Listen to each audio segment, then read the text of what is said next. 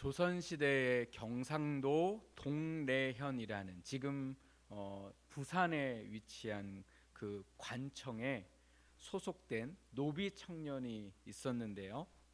가뭄이 오면 논에 물을 대어야 되는데 물을 댈 수가 없어서 농사를 짓지 못하고 백성들이 굶주리던 시대가 있었습니다.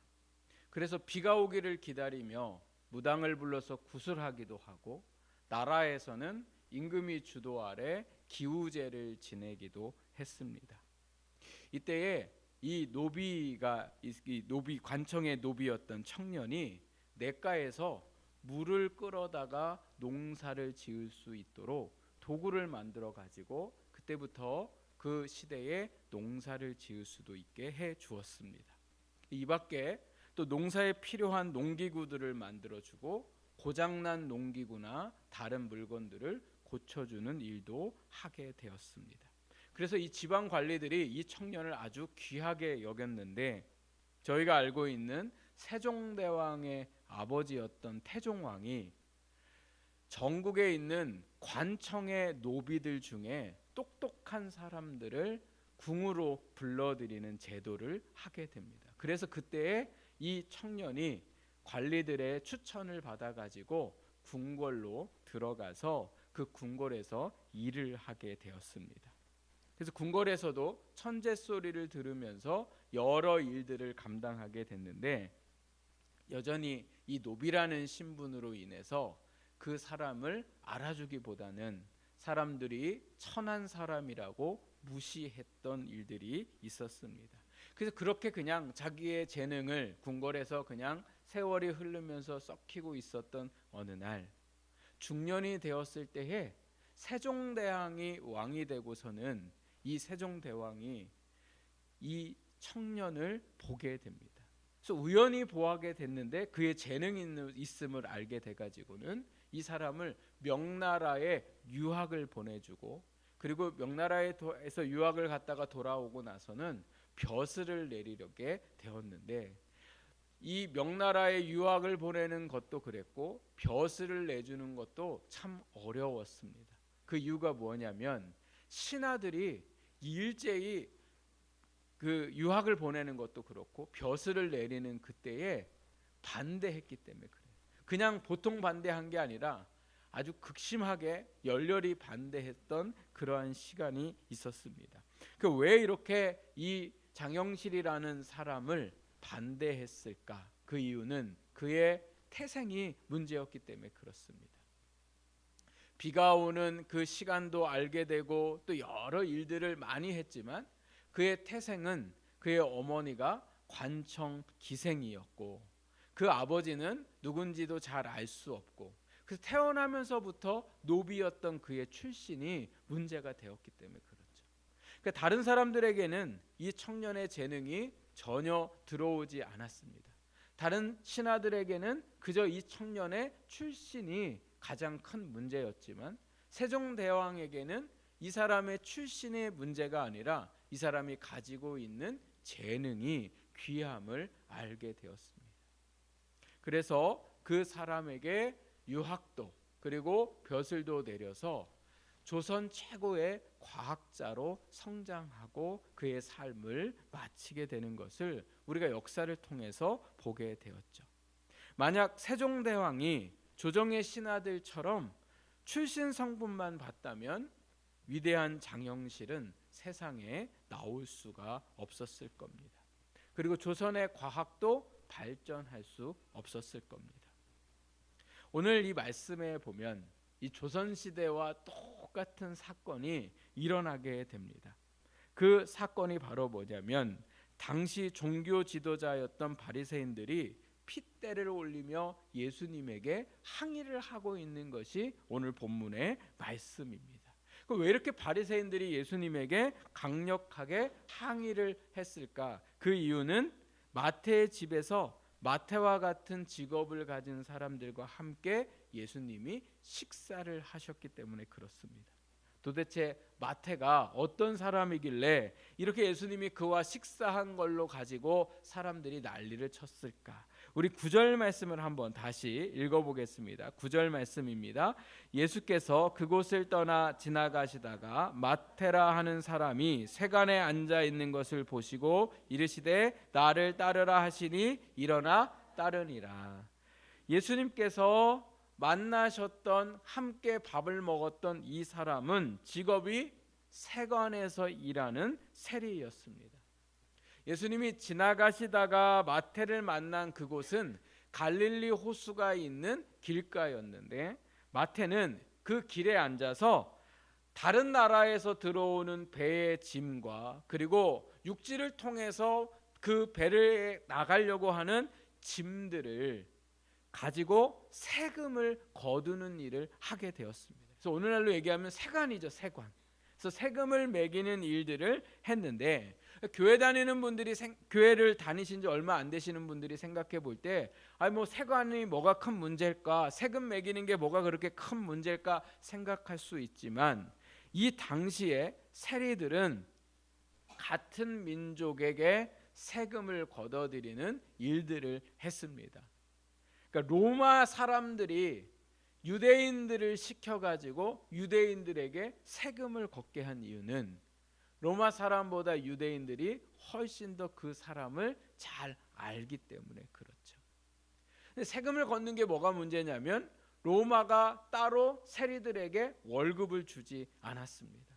그래서 세리들은 로마에서 100원을 걷어들이라고 하면 150원을 걷어들여서 100원은 로마에 갖다 주고 또 50원은 자기가 먹고, 그런데 이게 어떤 정해져 있는 돈이 없는 거죠.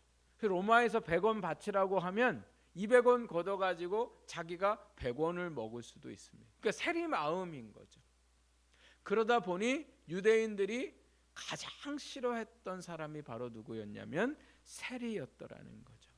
그래서 자기 같은 민족의 피를 빨아먹는 흡혈귀로 여기고 또 율법으로 봤을 때 보면 가장 큰 죄인이 바로 세리라 이들이 여겼더라는 겁니다. 그래서 유대인들과 바리새인들이 세리를 뭘로 여겼냐면 창녀와 같은 죄인으로 취급했더라는 거예요. 그런데 이런 세리에게 예수님이 그 집에 들어가셔서 식사를 하니까 얼마나 많은 사람들이 예수님을 항의를 했겠습니까? 오늘 예수님은 왜 이 사람들에게 항의를 들을 것을 아시면서도 그 마태를 부르시고 그 집에 들어가서 식사를 하셨을까? 오늘 이 주시는 말씀이 오늘 우리에게는 어떤 말씀을 주시기 위해서인가? 오늘 이 말씀을 보면서 예수님이 보시는 우리는 세상의 눈과 다르다는 것을 깨닫게 해줍니다. 사람은 보는 것이 각 다른 것을 보게 되는데 어떤 사람은 사람을 볼 때 키를 보게 돼요. 키. 근데 놀라운 건 키를 볼 때에 키 큰 사람을 좋아하는 사람이 있는가 하면 반대로 키 작은 사람을 좋아하는 사람도 있더라는 거예요. 여러분, 키 큰 사람이 좋으세요? 키 작은 사람이 좋으세요? 네, 어떤 사람이 더 잘나 보이세요? 키 큰 사람이 잘나 보이세요? 키 작은 사람이 아담해 보이세요? 다르게 보이더라는 거죠. 또 어떤 사람은 사람을 볼 때 몸매를 보는데 그 몸매를 볼 때에 아주 그냥 마른 사람을 좋아하는 사람이 있는가 하면 저처럼 퉁퉁한 사람을 좋아하는 사람이 있더라는 거예요. 그래서 가끔 제가 저 말이 진짜일까 싶을 때가 있는데 저한테 이런 분들이 있어요. 목사님은 살 빼시면 안 돼요. 목사님은 좀 퉁퉁해야지 좋다는 거죠. 그 말이 진짜인지 가짜인지 모르겠어요. 저희 집 식구들은 그렇게 퉁퉁한 거 별로 안 좋아하는데 그렇다는 거죠. 그러니까 사람이 보는 게 다 다른 거죠. 어떤 사람은 마른 사람을 좋아하고 어떤 사람은 좀 통통한 사람을 좋아하는 사람들이 있는 것을 볼 수가 있습니다.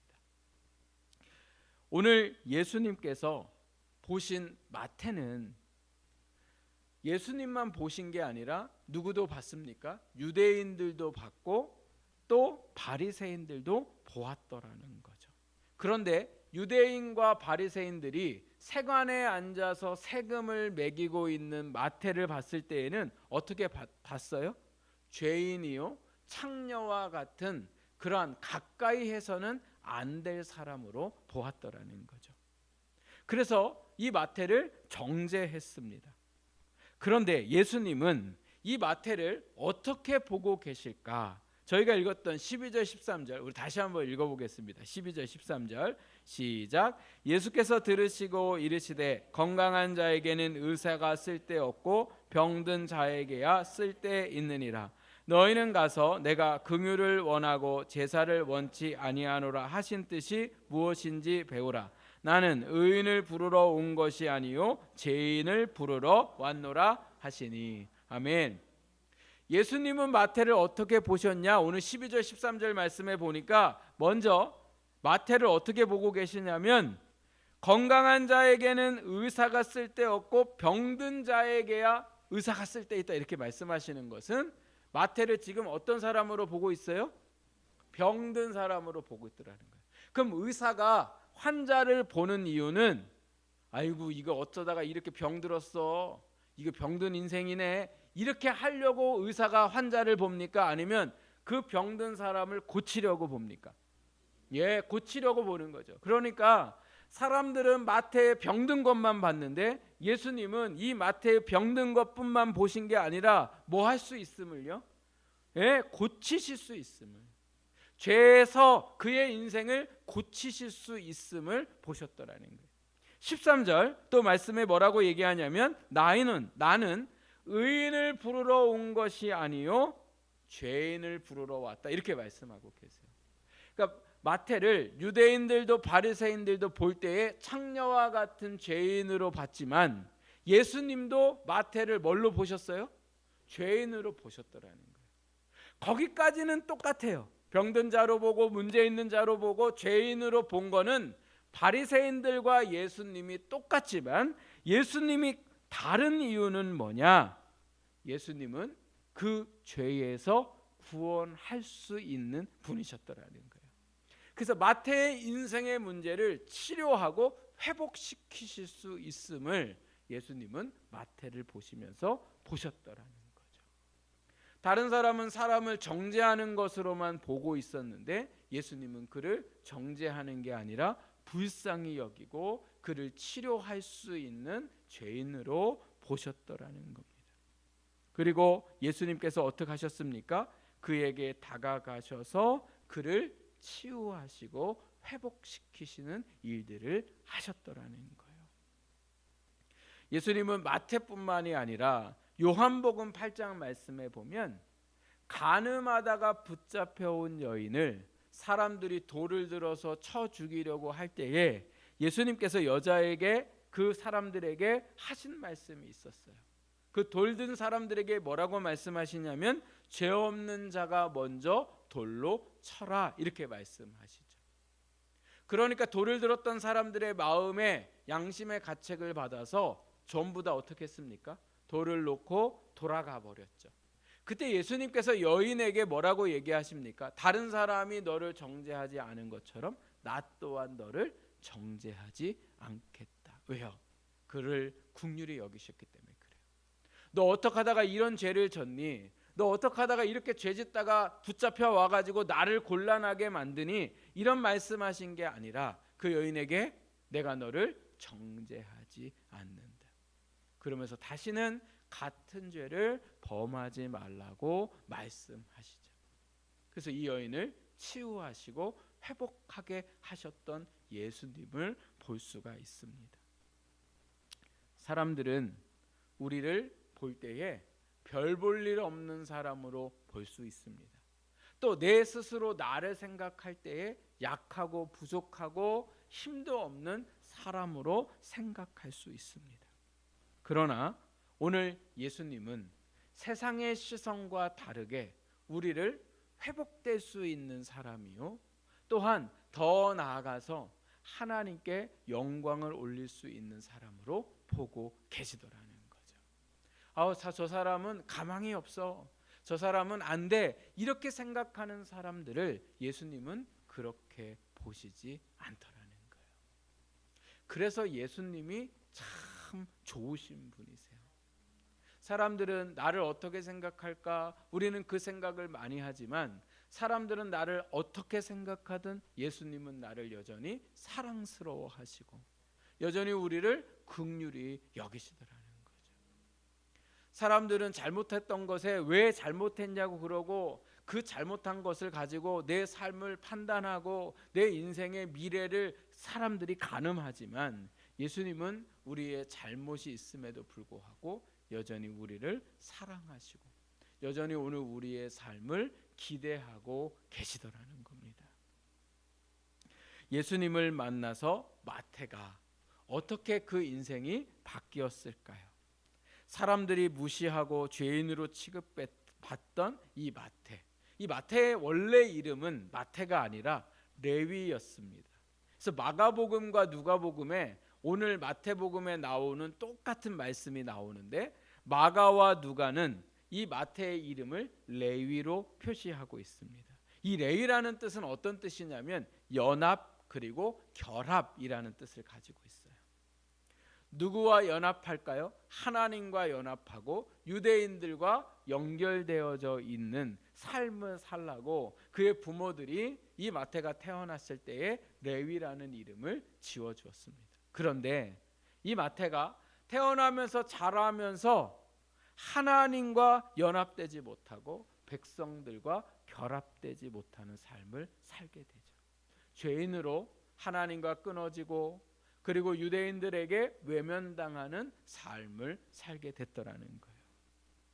이러한 마태를 보시고 예수님께서 마태에게 다가가셔서 뭐라고 말씀하고 계세요? 나를 따르라 라고 말씀하시죠. 그랬더니 마태가 어떻게 했습니까? 일어나서 그 자리에서 예수님을 따랐을 뿐만 아니라 너무 기쁘고 감사해서 예수님을 자기의 집에 모셨더라는 거예요.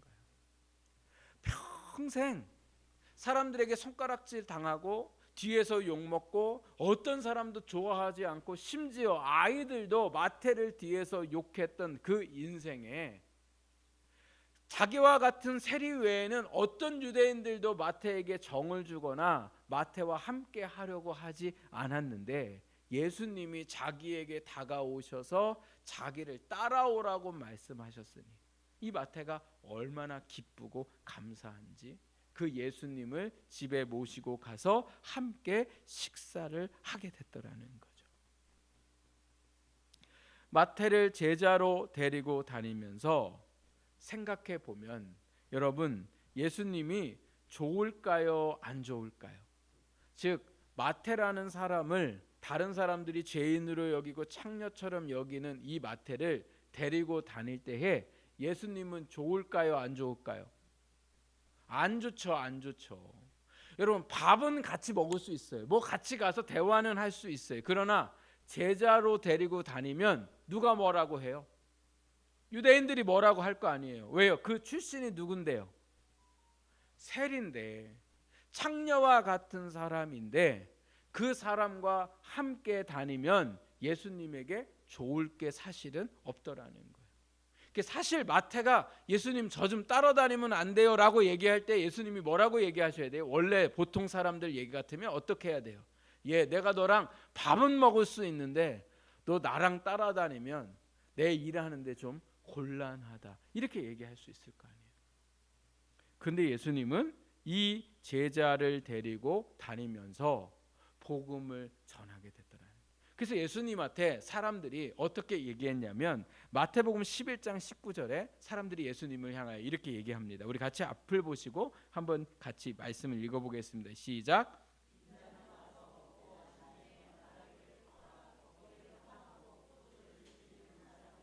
세리와 죄인의 친구로다 하니 지혜는 그 행한 일로 인하여 옳다함을 얻으리나. 아멘. 사람들이 예수님을 뭐라고 얘기해요?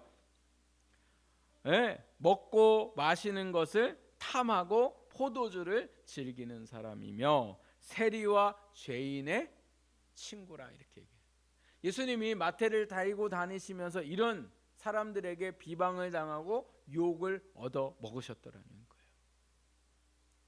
지금 사람들을 복음을 전해가지고 많이 구원해야 되는데 그 마태를 데리고 다니면 복음을 전하는 일에 걸림돌이 될 수 있더라는 거예요. 그런데 예수님은 보통 사람이면 마태를 데리고 다니지 않았을 텐데 예수님은 마태를 데리고 다니셨어요. 그리고 이제 그 이름을 레이라 부르지 않고 예수님의 제자가 되었을 때에 그 이름을 뭐라고 부르냐면 마태로 부르기 시작했더라는 거죠. 그 마태의 뜻이 바로 뭐냐면 신실한 자, 하나님의 선물이 되었더라는 거예요. 죄인이요, 사람들이 외면하고 싫어했던 그 인생이 어떤 사람으로 바뀌었어요? 신실한 자로 하나님의 선물이라는 사람으로 바뀌었더라는 거예요. 그러니까 데리고 다니면 복음의 방해가 되는 게 아니라 예수님께 마태는 어떤 존재였어요? 하나님의 선물과 같은 존재가 되었더라는 거죠.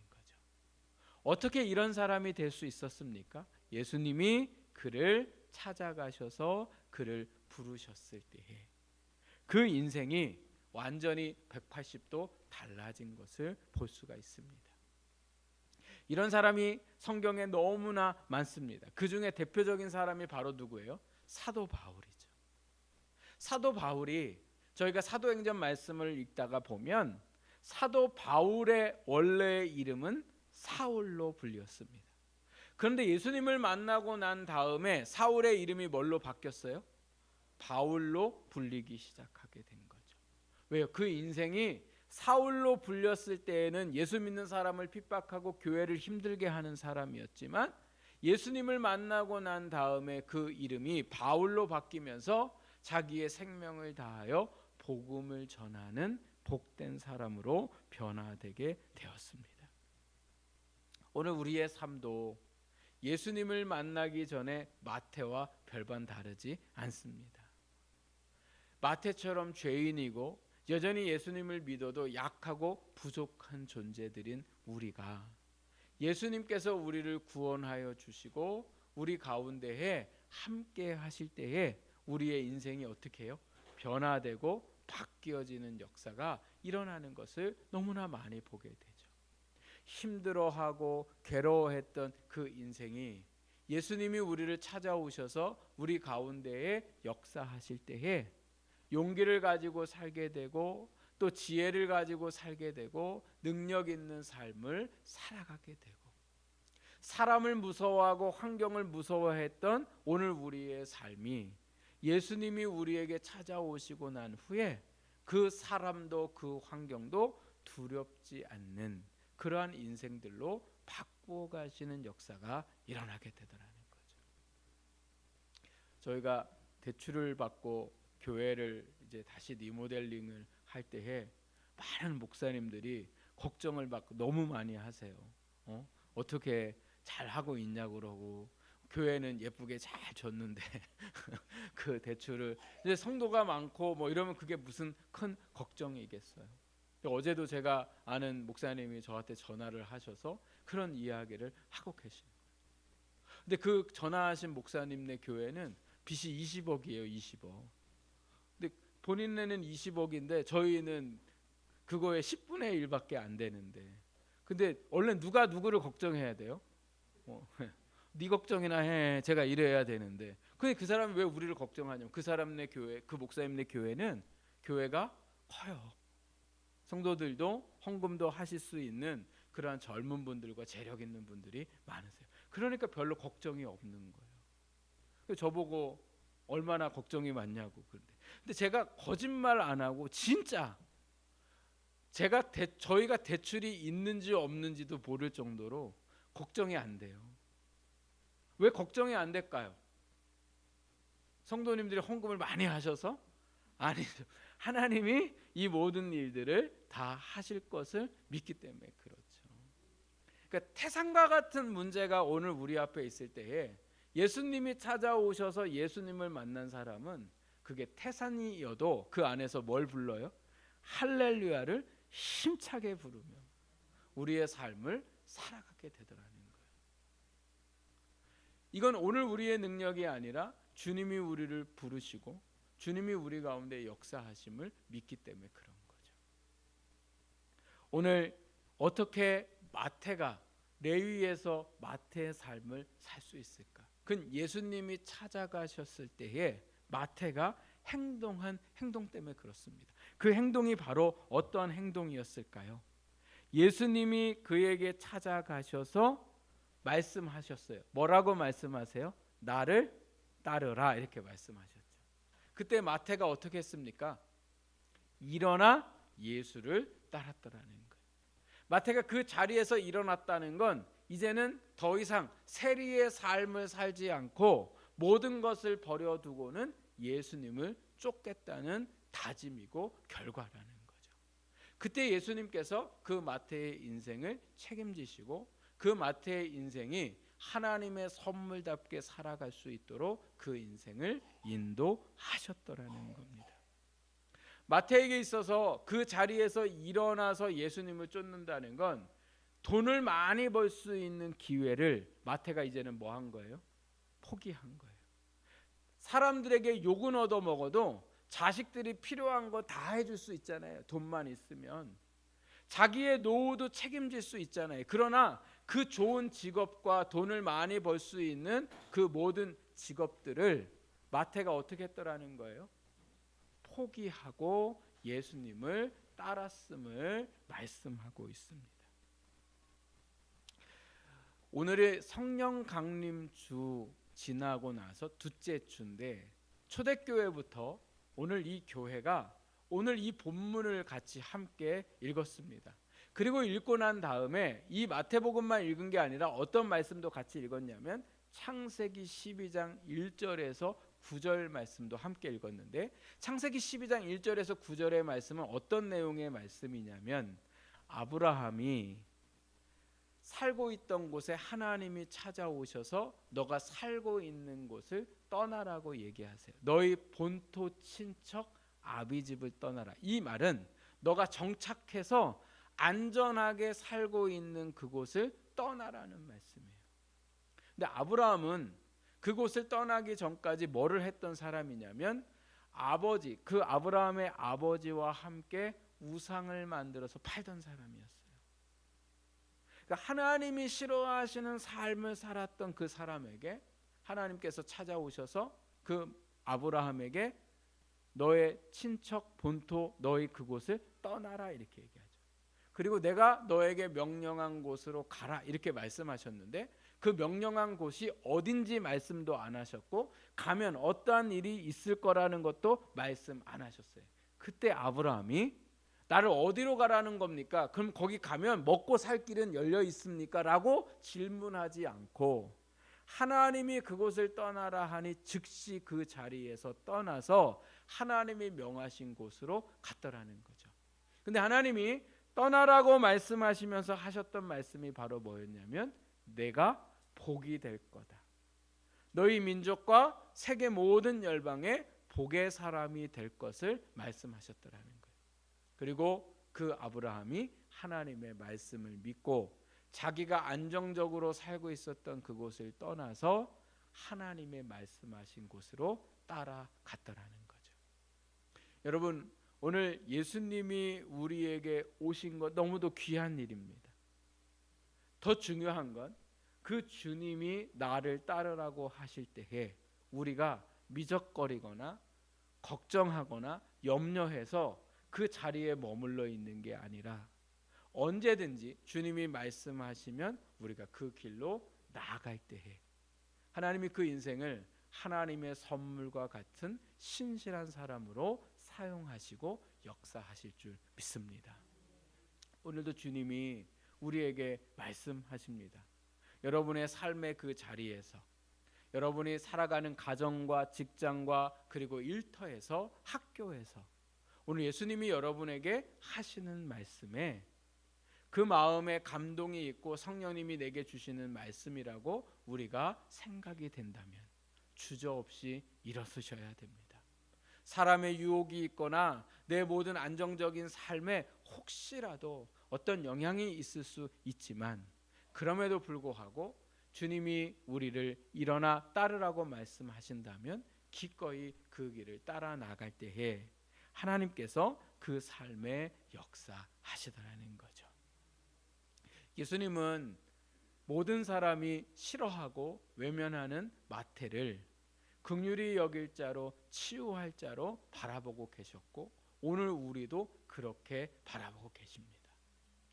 그래서 오늘 우리도 다른 사람을 볼 때에 그 사람이 가진 것이나 그 사람의 형편을 보고 사람을 보는 게 아니라 주님이 우리를 사랑의 눈으로 보셨던 것처럼 다른 사람들 사랑의 눈으로 볼 수 있는 시선을 가질 뿐만 아니라 오늘 우리의 삶에 이제 나를 따르라고 말씀하신 그 말씀을 기억하고 내가 힘들고 어려워도 예수님을 따라가고자 할 때 오늘 레위의 인생이 마태로 바뀌는 것처럼 오늘 우리의 삶이 변화되고 하나님의 선물로 이 땅에 귀히 사용되는 복된 인생들이 될 줄 믿습니다.